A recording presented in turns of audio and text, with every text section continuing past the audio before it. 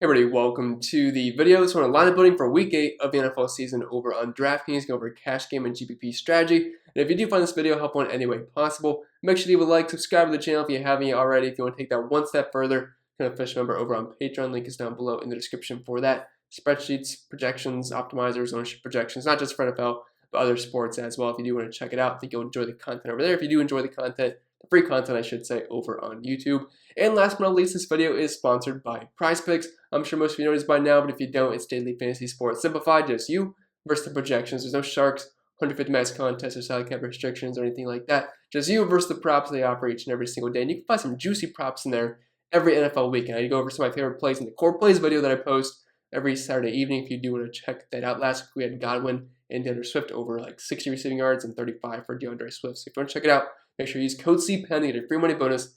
Instant deposit match up to $100, so it's free money. Just use it to your advantage. Just trying to help you guys out. When you use code CPEN and tell them I sent you, you can either go to PrizePicks.com or the link down below. I think it'll be it for the plugs for the most part. So without further ado, let's dive into today's video. And as I always say, guys, please do not copy and paste this lineup into all your contests. First off, I'm not even sure what it's going to look like yet. We are going through this together. I am showing you a process I would use on how to build cash game lineups for this weekend. Yes, you can turn some of it into tournaments, but use your own favorite plays and apply the same process to whatever you do on Sundays when you build lineups. So just do a little disclaimer there that I am not completely out here promoting to use one lineup because things obviously change by the time Sunday morning hits around. I play with my optimizers, so just a little heads up there. But first off, as I always say for cash games, what do we start with? We start with running backs because those are the most important players in our cash game lineups because they're going to touch the ball the most.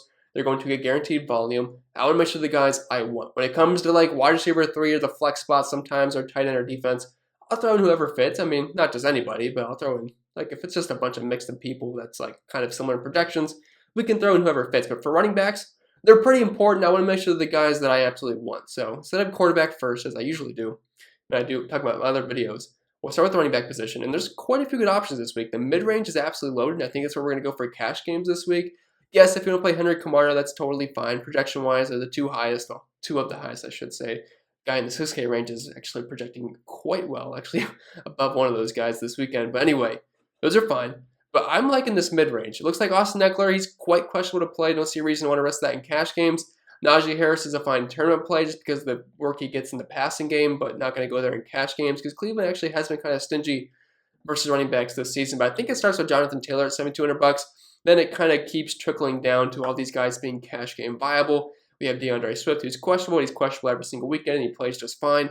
Joe Mixon's in play. Nick Chubb, more of a tournament guy. James Robinson, another good cash game play here at $6,600. Darrell Henderson at $65. Fournette at $63. Heck, even Patterson at $62 with his involvement in the passing game. But the 6K range is littered with really good plays.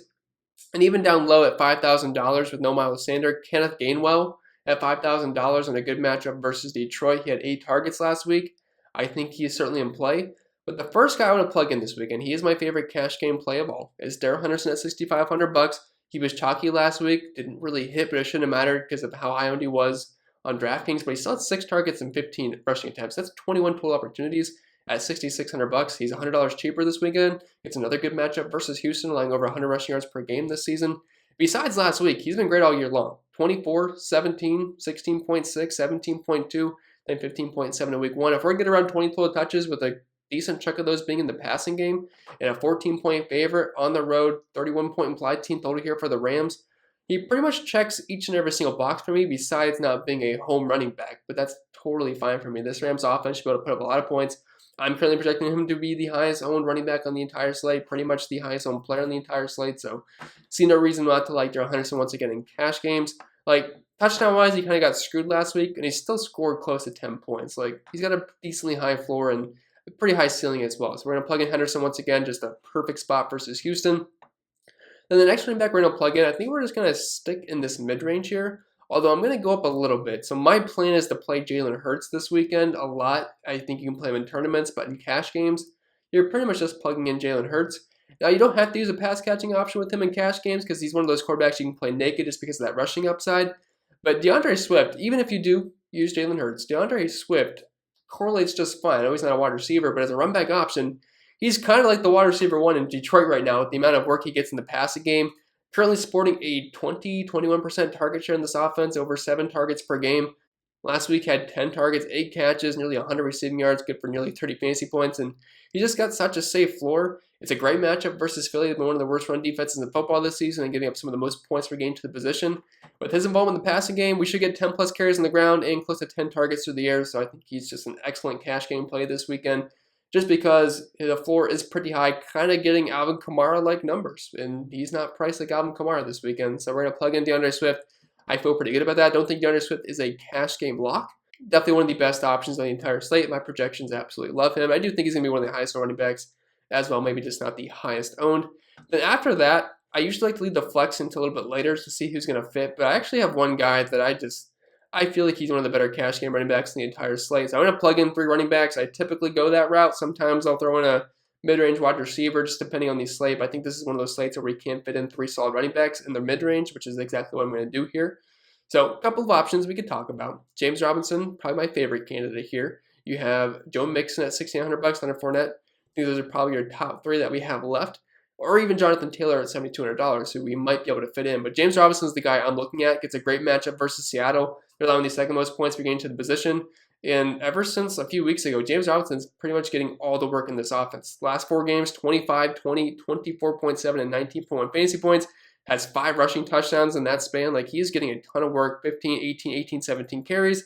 And 6-2. 1 target's not that great, but then 4 targets last week. So we should have around 20 plus total opportunities here for James Robinson at $6,600 and a good matchup versus Seattle.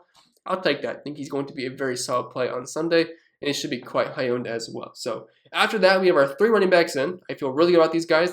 All have 20 plus touch opportunity every single week, so feel pretty good with that in cash games. Always like to lock up the good volume. So at this point, we could either move on to the wide receiver position, or we could just plug in Jalen Hurts and move on, because I think that's what you're going to have to do in cash games this weekend. Like, I don't think he's the absolute must play everywhere that you can't play on any other quarterback. We have Josh Allen here at $8,100. Great matchup versus Miami. Not going to dispute that.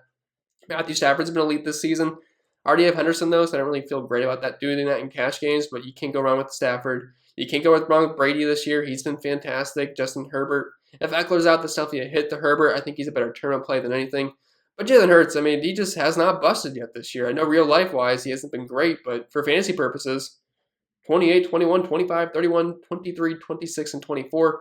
And he's not even doing that great. Like his floor is just so high. He gets a great matchup versus Detroit. They suck versus the pass. They suck versus the run.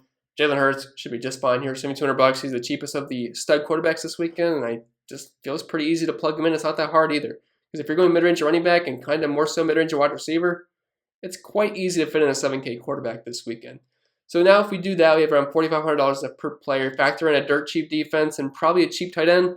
That should not be the hardest thing to fill out. So we'll start knocking off some wide receivers here. Obviously, if you had the money for Cooper Kupp, he's the best play on the slate, just projection-wise. I mean, volume is just there every single week. There's nothing disputing that. 13, 12, 10, 13, 12, 11, and 10 targets this season.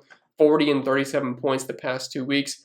Matchup versus Houston, they don't really have anybody that can stop him. I would assume he's just going to be full systems go. Cooper Kupp will probably get you 30-plus fantasy points once again, around 100 receiving yards, and probably multiple touchdowns. It's just what he does every single week. Not disputing that. I just can't afford him in this lineup. I don't think you have to play Cooper Kupp, but if you can afford him, great, go for it. If you want to build around him, I have no problem with that whatsoever. He's one of the best plays on the entire slate. The problem is, if I do that, I only have $3,400 per player, which we could make work with a cheap defense and a cheap tight end, but for cash games in this lineup build I'm doing, maybe if you go with the Kenneth Gainwell, that could be more attainable, but not going to go that route. Not saying you can't play Cooper Kupp, just not going to go that route in this lineup. Stephon Diggs versus Miami, love that spot. Jamar Chase, you can play him every single week. The guy's just an absolute star. I mean, I would not be surprised if we see him above 8K at some point this season. Deebo Samuel gets all the work in the passing game for San Francisco. DJ Moore gets a good matchup versus Atlanta. But the guy I am looking at first is Chris Godwin here at $6,400. There is no AB for Tampa Bay, which pretty much the same situation as last week. He is $500 more expensive, but he was just way too cheap last week anyway. Even if he was around $6,500 last week, he still would have been one of my favorite plays in the entire slate. This is a pretty good spot versus New Orleans. I'm not saying New Orleans is a bad defense, but with no AB, you take him out of the equation. Yes, Robert Gronkowski is back, so I guess that hurts maybe a little bit. But Marshawn Lattimore is going to be glued on Mike Evans, and they have a history. Like, Mike Evans has historically struggled versus Marshawn Lattimore. Chris Godwin will see the softer coverage here. And I would not be surprised if he has a similar game to last week. Had 11 targets, 8 catches, over 100 receiving yards, got into the end zone, close to 30 DraftKings points. Not saying he's going to get 30 again, but he does project as one of the better point per dollar options on the entire slate of the position, so we're going to plug him in. And the Bucs offense has just been so good this season. I don't really care who they play. You have to have interest in their wide receivers who just keep being way too cheap each and every single week. Like, the numbers Tom Brady is putting up, his wide receivers do not match what you would think the production would be, like 59, 62, 63, 64, 61. I realize there's a lot of mouths to feed, but with no AB, it just opens up a lot for guys like Mike Evans and Chris Godwin. So we're going to plug him in. Feel pretty good about that. Around $4,000 left for our last couple of spots.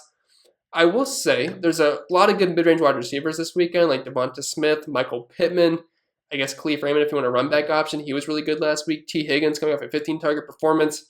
Cole Beasley, Brandon Cooks. Unfortunately, no Tyrod Taylor. Thought Tyrod Taylor might come back this week, but that's not going to be the case. It's going to hurt him a little bit. You have Bobby Trees if you want to get a Rams wide receiver. He's considerably cheaper than his teammate Cooper Kupp. But Cooper Kupp has definitely turned into the alpha dog in that offense. But I'm going to actually move on to the tight end position just to see what kind of salary range we're going to be in for our last couple wide receiver spots. And tight end is really not that great on this slate. Like, yes, you have some decent spend-up options in Kyle Pitts, T.J. Hawkinson. I love Dallas Goedert, $4,700. If you want to pair him up with Jalen Hurts, I have no problem with that whatsoever. That Detroit defense is something that you should not be scared of. But I'm actually finding myself going super cheap at tight end this week. You could look at Tom Sweeney without no Dawson Knox, but the guy I'm looking at the most is Dan Arnold here at $2,800. He's earning the majority of the snaps here at the tight end position for Jacksonville. And ever since he got traded here, I'm not going to really count week 4 versus Cincinnati because he was just there a few days ago. So how much can you really know of the playbook? But the past 2 weeks, he has 13 targets.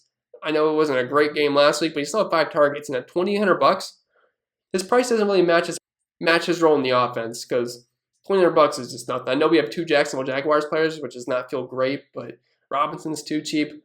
Arnold's just pretty much a free square here. Not saying he's an absolute lock to absolutely kill his price point, but if he just gets us like 6 points, I'll take that at $2,800. He makes things work up top. So we're going to plug in Dan Arnold here. That's going to give us $4,400 left per player. So I'm going to plug in a cheap defense here. If you guys watch the Final Thoughts video, I typically say just try to find a defense that won't get absolutely slaughtered. Now, that's easier said than done. But this week, I think there's a couple of cheap defenses that are fine. Like if you want to go in the 3K range, you have the Bengals defense versus the Jets. You have the Browns versus Pittsburgh. You know, bad Big Ben's been this season. Don't really love using the Browns defense because they've been very hit or miss this year. But you have the Bills versus Miami. They're large favorites at home. If you want a cheaper defense, we have the Eagles versus Detroit. Although the thing is, I already have DeAndre Swift, and I'm kind of hoping that game turns into a bit of a shootout so Jalen Hurts just keeps going back and forth with Detroit. So correlation-wise, I wouldn't say the Eagles defense really makes too much sense. You have the Bears versus the 49ers. Don't really love that. But Washington football team defense, I know they've been terrible this year, but they're facing Denver. I'm not really too scared of Denver's offense. Like Teddy Bridgewater is not the worst quarterback out there, but he definitely has his times of not looking that great, especially last Thursday versus Cleveland. The guy looked absolutely terrible. So I think Washington would be fine. They're not massive underdogs or anything, like 3 or 4 point underdogs on the road versus Denver. I wish they were playing at home, but he opens up a lot of salary for us. Like right around $5,500, $5,600 left for our last 2 spots, which is actually a good range I want to be in because, like I mentioned earlier, a lot of good 5K wide receivers that make a lot of sense. Like we have Devonta Smith at $5,500. He's been a very hit or miss wide receiver this season, but the targets are there, the market share, the team's air yards are there. It's just at some point he's going to blow up. I know he had a good week versus KC, but so does everybody. But this is a good spot versus Detroit. If you want to go that route, you certainly can. I'm not going to fully plug him in here, but if you did, you had $5,800 left for your last spot. You got Brandon Cooks at $5,700. You got Manny Sanders, Michael Pittman. There's just a couple ways you can go.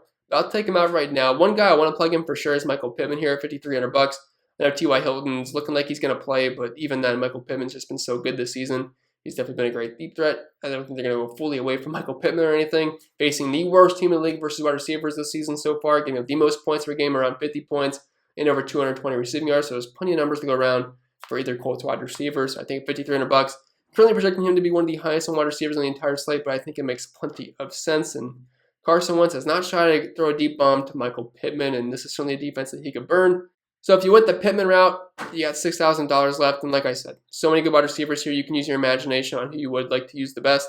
T. Higgins, I know Jamar Chase stole the show last week, but do not let that 15-target game from T. Higgins fly by. He also had a 10-target game earlier in the season. Like, he's involved in the offense. Hasn't really had a blow-up game yet, but it's coming. I mean, like, he's just getting too many targets to not end up blowing up at some point. So Higgins should definitely be in our Raiders this weekend.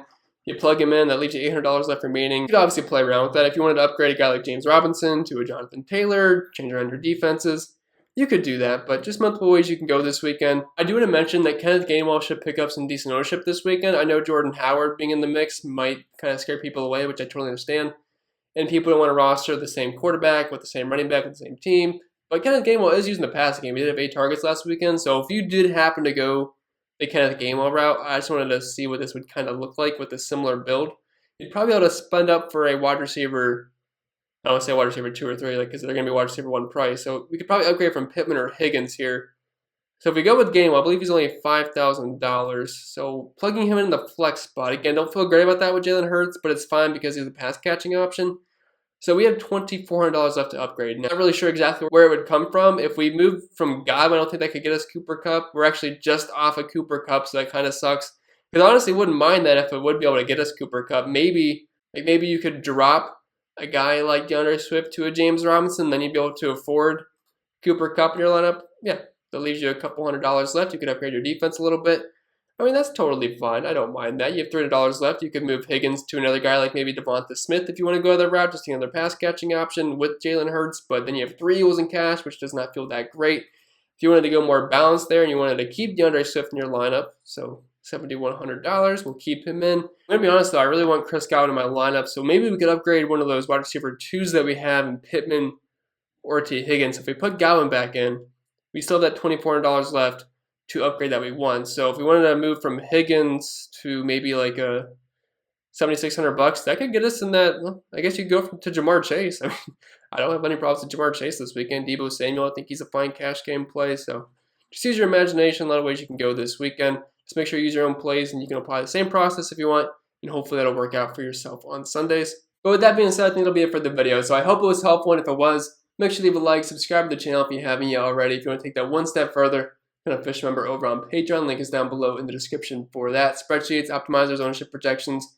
you name it, it's probably there if you do want to check it out. And don't forget, this video was sponsored by PrizePicks, just you versus the projections. And as of right now, if you're new signing over there, you can use code CPEN to get a free money bonus. It's the match up to $100 when you tell them I sent you. I think that'll be it. I will stop rambling. I wish you guys the best of luck on Sunday. I'll see you later on this evening for the Core Plays video.